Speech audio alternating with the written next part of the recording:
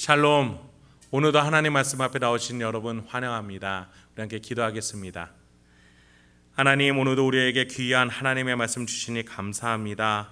이 말씀을 통해서 우리의 마음이 오늘도 확신과 기쁨과 소망으로 가득 차게 도와주시옵소서. 예수님을 배우고 또 예수님의 인생을 배워 우리도 예수를 따라갈 수 있도록 주여 도와주시옵소서. 예수님의 이름으로 기도했습니다. 아멘. 오늘 함께 살펴볼 말씀 마태복음 27장 27절에서 44절. 마태복음 27장 27절에서 44절까지 함께 살펴보겠습니다. 오늘도 우리를 명예롭게 하시는 주님을 찬양합니다. 지난 본문에서 대제사장들과 유대인 무리들 그리고 빌라도 총독의 말과 행동 결정에 있어서 결국은 명예롭지 못한 모습을 우리는 보게 됐습니다. 그러나 우리 주님께서는 천국으로 만들어 나가기 위해 인류를 구하기 위해서 해야 할 말과 하지 말아야 될, 또 침묵해야 될 때와 말아야 될 때를 구분하시는 모습을 보여주셨습니다. 예수님 안에 있는 하나님의 뜻이라는 확신과 그것에 대한 용기를 가지고 그 죽음을 향해서, 고난을 향해서 나아가시는 주님의 모습을 보았는데 오늘 그 모습이 이어집니다. 27절에서 30절 먼저 보겠습니다. 이에 총독의 군병들이 예수를 데리고 관정 안으로 들어가서 온 군대를 그에게로 모으고 그의 옷을 벗기고 흉포를 입히며 가시관을 엮어 그 머리에 씌우고 갈대를 그 오른손에 들리고 그 앞에서 무릎을 꿇고 희롱하여 이르되 유대인의 왕이여 평안할지어다 하며 그에게 침 뱉고 갈대를 빼앗아 그의 머리를 치더라. 희롱을 다한 후 홍포를 벗기고 그 도로 그의 옷을 입혀 십자가에 못 박으려고 끌고 나가니라. 이 본문을 읽어보니 예수님이 예루살렘에 입성하실 때에 어린 나귀를 타고 오셨던 것이 기억납니다.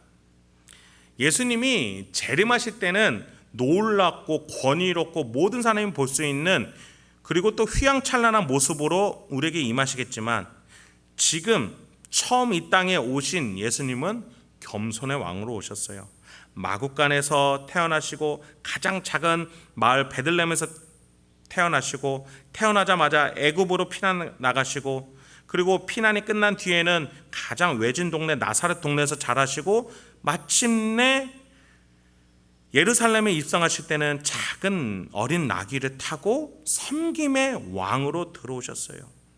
예수님은 태어나시면서 죽는 순간까지도 낮은 자리의 왕, 지극히 작은 자의 왕으로 오셨습니다. 군대에게 조롱받으시고 핍박받으시면서도 왕으로서 죽음을 당하십니다. 금빛 왕관 대신 가시 면류관을 쓰셔요. 권위 있는 금 홀의 장대가 아니라 갈대를 잡으십니다.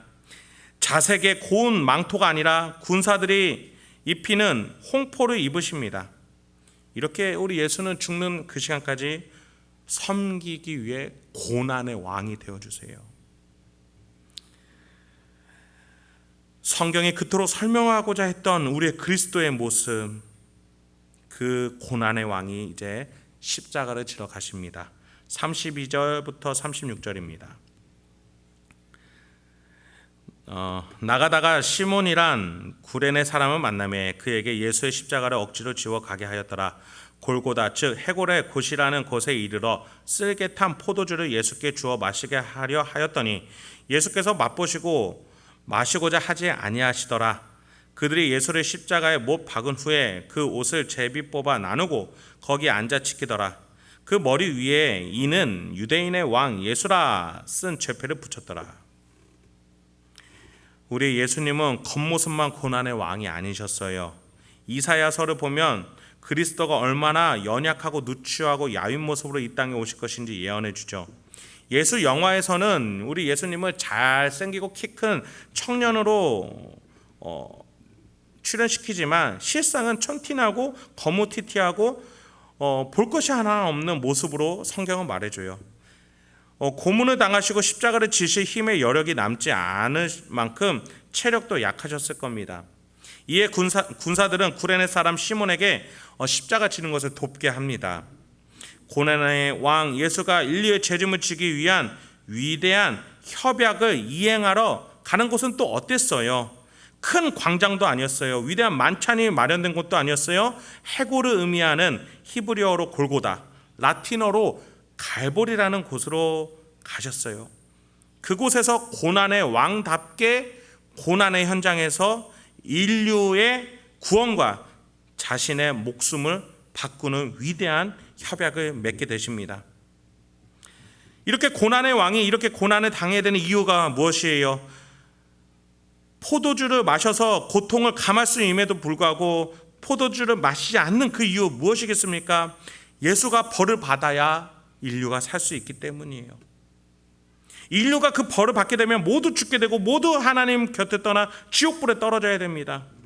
그런데 온전히 죄가 없고 신이었던 예수는 그 죄를 달게 받으실 수 있는 유일한 인간 중에 딱 한 분이셨기에 예수가 그것을 감당했던 것이죠. 예수는 이 과정이 너무나 힘들고 고통스러운 것을 알기에 성부 하나님께 겟세마네 동산에서 피할 수 있으면 피하게 달라라고까지 기도했죠. 그러나 예수는 하나님의 뜻의 확고함을 알고 이 길에 순종하기로 결단하셨죠. 고난의 왕답게 고통을 감해주는 그 어떠한 처방도 받지 않으시고 십자가에 못 박히심으로써 고난의 왕으로서 십자가에 오르십니다. 겸손의 왕이 이제 고난의 왕으로서 인류를 향해 즉위하시는 거예요. 그곳에서 대표자로서 모든 희생을 감내하시는 겁니다. 죄패로 붙은 유대인의 왕이라는 그 죄패는 놀림거리지만 사실 가장 적절하게 예수의 직함을 말해주는 죄패가 되었습니다. 38절에서 40절입니다. 이때에 예수와 함께 강도 둘이 십자가에 못 박히나니 하나는 우편에 하나는 좌편에 있더라. 지나가는 자들은 자기 머리를 흔들며 예수를 모욕하여 이르되 성전을 헐고 사흘에 짓는 자여 네가 만약 하나님의 아들이거든 자기를 구원하고 십자가에서 내려오라 하며, 고난의 왕이 십자가에 오르니 좌우 대신들이 있어야 될 곳에 누가 있습니까? 강도들이 있습니다. 그 전까지 예수님의 제자들은 예수의 좌편 우편에 앉으려고 그토록 애를 썼죠. 그때 예수님은 너희가 이 잔을 마실 수 있느냐라고 물으셨습니다. 그들은 마실 수 있다고 했어요. 그러나 지금 십자가의 고난의 왕으로서 즉위하신 예수님 곁에는 제자들은 다 떠나가고 강도들만 있습니다. 예수와 같이 인류를 향해 자신의 목숨을 희생할 수 있다라는 질문을 이해하지 못하고 우리가 좌우편에 앉아서 감당할 수 있습니다 라고 말했던 요한과 야고보는 도망가고 말았던 거죠. 더 나아가 왕 앞에 아련하려면 머리를 조아려야 되는데 고난의 왕 앞에서는 사람들이 조롱을 합니다. 특히 예수가 했던 말, 성전을 헐고 사흘 만에 짓겠다, 부활을 말씀하신 예수님의 말씀을 오히려 그들을 이해하지 못하고 조롱거리로 놀리고 있습니다. 이제 성령 하나님의 임재로 각 사람이 성전이 될 수 있는 출발 시점이 사흘 정도 남았습니다. 예수님이 부활하시고 예수를 믿는 자들이 하나님이 명하시는 그 오순절 때에 성령 하나님을 받아 성전이 되게 될 거예요. 그때를 향해서 예수님은 인내하시고 견뎌내시며 고난의 왕으로서 모든 조롱과 희롱을 감당하고 계십니다. 그렇게 감당하셔야 모든 인류가 하나님을 믿는 모든 사람들이 하나님을 모시는 성전으로 하나하나 서게 되는 것이기 때문이죠. 우리를 얼마나 사랑하셨는지 예수는 그 우리의 구원을 위해서 지금 희롱과 조롱을 견디고 계시는 겁니다. 그렇게 고난의 왕 예수는 조금씩 죽어가고 있는 것입니다. 마지막 41절에서 44절입니다. 그와 같이 대제사장들도 서기관들과 장로들과 함께 희롱하여 이르되 그가 남은 구원하였으되 자기는 구원할 수 없도다. 그가 이스라엘의 왕이로다. 지금 십자가에서 내려올지어다.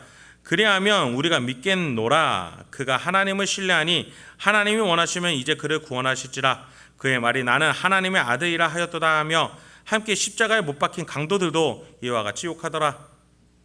예수는 고난의 왕이 되어 모든 인류를 향한 구원의 길, 하나님이 자녀가 될 수 있는 길을 여셨어요.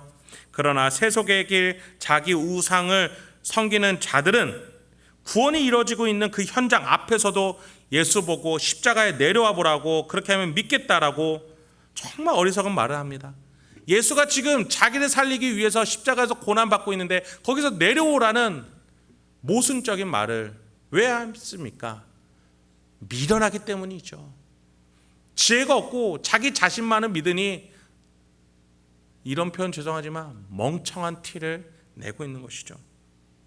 여러분, 우리가 우리 심령 속에 이렇게 교만함이 있다면, 하나님께 듣지 않으려 한다면 우리도 이와 같이 하나님의 구원의 현장을 무시하고 그것을 멀리하면서 내가 일상생활 속에서 나만을 섬기면서 살아갈 수 있음을 유념하시기 바랍니다.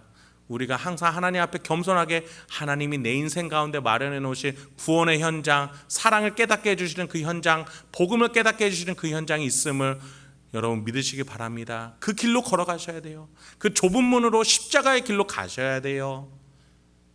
그 길을 걸어가면서 우리가 왜 예수님이 죽으셨는지, 나를 위해서 어떤 사랑하셨는지 하나하나 알아가실 수 있는 저와 여러분이 되길 소망합니다. 말씀을 마치겠습니다. 세속에 빠진 자기 자신이 우상인 자들은 하나님을 위해 고난받는 것을 이해하지 못합니다. 타인을 위한 사랑의 희생을 알지 못해요. 그런데 우리가 그런 자는 아닌지 우리 자신 돌아봐야 돼요.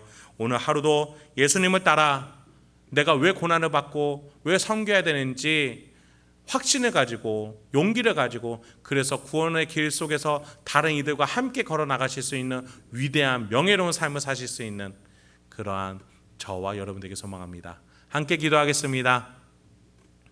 하나님, 오늘도 우리에게 귀한 하나님의 말씀 주시니 감사합니다. 오늘도 이 말씀을 통해서 우리가 어떠한 삶을 살아내야 될지, 어떠한 길로 가야 될지 흔들리지 않고 예수님을 따라갈 수 있도록 주여 인도하여 주시옵소서. 우리 행복한 교회 성도님 한 분 한 분을 붙잡아 주셔서 이번 한 주 동안에서도 사랑하러, 섬기러, 하나님을 따라, 예수님을 따라, 성령님을 따라 살아갈 수 있도록 주여 용기와 지혜, 도전을 허락하여 주시옵소서. 예수님의 이름으로 기도했습니다. 아멘.